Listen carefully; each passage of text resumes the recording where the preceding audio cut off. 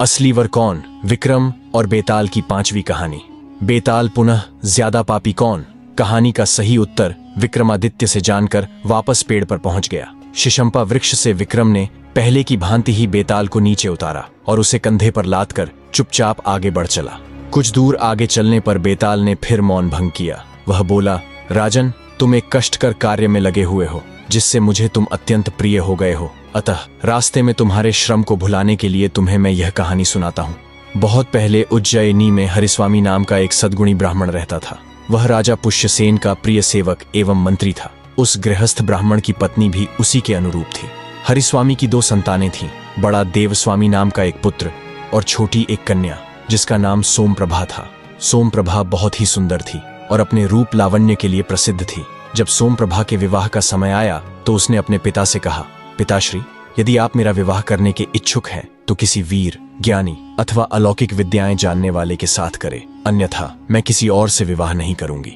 यह सुनकर हरिस्वामी उसके लिए उसकी रुचि का वर ढूंढने के लिए चिंतित रहने लगे। उसी समय राजा ने हरिस्वामी को अपना दूत बनाकर दक्षिण देश के एक राजा के साथ संधि करने के लिए भेजा, क्योंकि वह राजा युद्ध करने के लिए तैयार हो रहा था। जब उसने वहां जाकर अपना कार्य संपन्न कर लिया तब उसके पास एक श्रेष्ठ ब्राह्मण आया। उसने हरिस्वामी की कन्या के रूप लावण्य की बात सुन रखी थी। उसने अपने लिए उसकी कन्या की मांग की। हरिस्वामी ने कहा, मेरी कन्या पति के रूप में या तो अलौकिक विद्याएं जानने वाले को या ज्ञानी अथवा वीर व्यक्ति को ही स्वीकार करेगी, अन्य किसी को नहीं। अतः आप बतलाएं कि आप इनमें से कौन है। इस पर उस ब्राह्मण ने कहा, हे ब्राह्मण श्रेष्ठ, मैं अलौकिक विद्याओं का झाता हूँ। हरिस्वामी ने तब उससे अपनी विद्या का कुछ चमत्कार दिखलाने को कहा। उस ब्राह्मण ने अपनी विद्या के प्रभाव से तत्काल एक आकाशगामी रथ तैयार कर दिया। फिर उस ब्राह्मण ने हरिस्वामी को अपने उस मायावी रथ में बैठाया और उसे स्वर्ग आदि लोक दिखला लाया। इसके बाद संतुष्ट हुए हरिस्वामी को वह दक्षिण देश के राजा की उस सेना के पास लौटा लाया जहां वह अपने काम से आया था। तब हरिस्वामी ने उस अलौकिक विद्याएं जानने वाले पुरुष के साथ अपनी कन्या ब्याहने का वचन दिया एवं 7वें दिन विवाह की तिथि निश्चित कर दी। उसी समय उज्जैनी में एक दूसरे ब्राह्मण ने हरिस्वामी के पुत्र देवस्वामी के पास आकर उसकी बहन से विवाह करने की याचना की। देवस्वामी ने जब उसे अपनी बहन की शर्तें बताई तो वह ब्राह्मण अपनी विद्या का कौशल दिखाने को तत्पर हो गया और उसने अपने अस्त्र शस्त्रों के कौशल का प्रदर्शन किया। यह देख देवस्वामी ने उसी के साथ अपनी बहन का विवाह करने का निश्चय कर लिया। अपनी माता की अनुपस्थिति में उसने भी ज्योतिषियों के कथनानुसार 7वें दिन ही विवाह का निश्चय कर लिया। उसी समय एक तीसरे व्यक्ति ने भी सोमप्रभा की माता के सम्मुख स्वयं को ज्ञानी बताते हुए उसकी बेटी से विवाह करने की याचना की। उसने ज्ञानी होने का प्रमाण भी दिया, जिससे प्रभावित होकर सोमप्रभा की माता ने उससे 7वें दिन अपनी कन्या का विवाह करने का वचन दिया। अगले दिन हरिस्वामी घर लौट आया। आकर उसने अपनी पत्नी और पुत्र को बताया कि वह कन्या का विवाह निश्चित कराया है। इस पर उन दोनों ने भी अलग अलग बतलाया कि उन्होंने क्या निश्चय किया है। उनकी बातें सुनकर हरिस्वामी चिंता में पड़ गया कि एक साथ 3 व्यक्तियों के साथ उसकी कन्या का विवाह कैसे होगा। अनंतर विवाह की निश्चित तिथि को ज्ञानी, वीर और अलौकिक विद्याएं जानने वाला ये तीनों ही वर हरिस्वामी के घर पहुंचे। इसी समय एक विचित्र बात हो गई।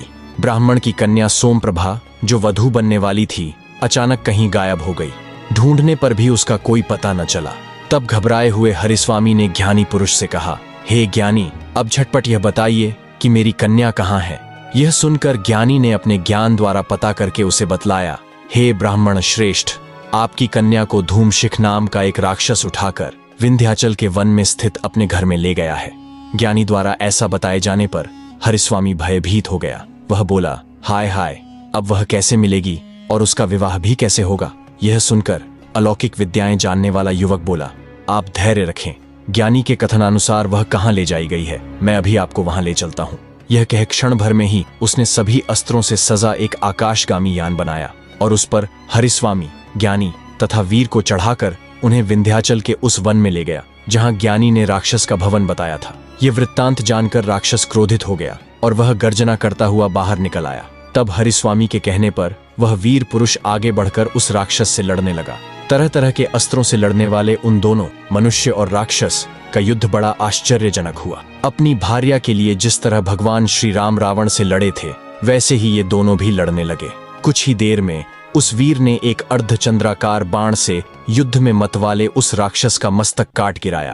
राक्षस के मारे जाने पर वे सभी अलौकिक विद्याएं जानने वाले ब्राह्मण के रथ से वापस लौट पड़े। हरिस्वामी के घर पहुंचकर विवाह का समय आने पर उस ज्ञानी, वीर एवं अलौकिक विद्याएं जानने वाले के बीच झगड़ा पैदा हो गया।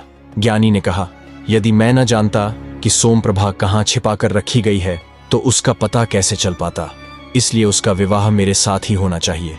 इस पर अलौकिक विद्याओं के ज्ञाता ने कहा, यदि मैं आकाशगामी रथ न बनाता तो पल भर में वहां आना जाना कैसे हो पाता।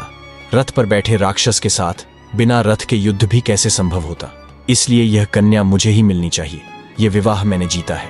तब उस वीर ने भी अपना पक्ष उनके सामने रखा। वह बोला, यदि मैंने अपनी शक्ति से उस राक्षस का संहार न किया होता तो आप लोगों के प्रयत्न करने पर भी इस कन्या को कैसे वापस लाया जा सकता था, इसलिए इन कन्या पर तो मेरा ही अधिकार बनता है। यह कन्या मुझे ही मिलनी चाहिए। इस प्रकार उन तीनों का झगड़ा सुनकर हरिस्वामी का मन उद्भ्रांत हो गया और वह अपना सिर पकड़कर बैठ गया।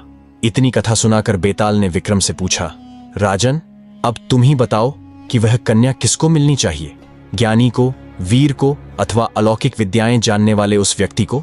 सब कुछ जानते हुए भी यदि तुम इसका उत्तर नहीं दोगे तो तुम्हारा सिर फटकर कई टुकड़ों में बंट जाएगा। बेताल की यह कथा सुनकर अपना मौन तोड़ते हुए विक्रम बोला, बेताल, वह कन्या उस वीर को ही मिलनी चाहिए, क्योंकि उसी ने उद्यम करके अपने बाहुबल द्वारा उस राक्षस को युद्ध में मारा और उस कन्या को अर्जित किया था। विधाता ने ज्ञानी और अलौकिक विद्याएं जानने वाले को तो उसका काम करने के लिए माध्यम मात्र बनाया था। तुमने ठीक उत्तर दिया राजन। बेताल तत्काल बोल उठा, पर तुम अपनी शर्त भूल गए। तुमने मौन भंग किया और शर्त के अनुसार मैं फिर स्वतंत्र हो गया। यह कहकर बेताल राजा के कंधे से उतरकर वापस उसी शिंशपा वृक्ष की ओर उड़ गया।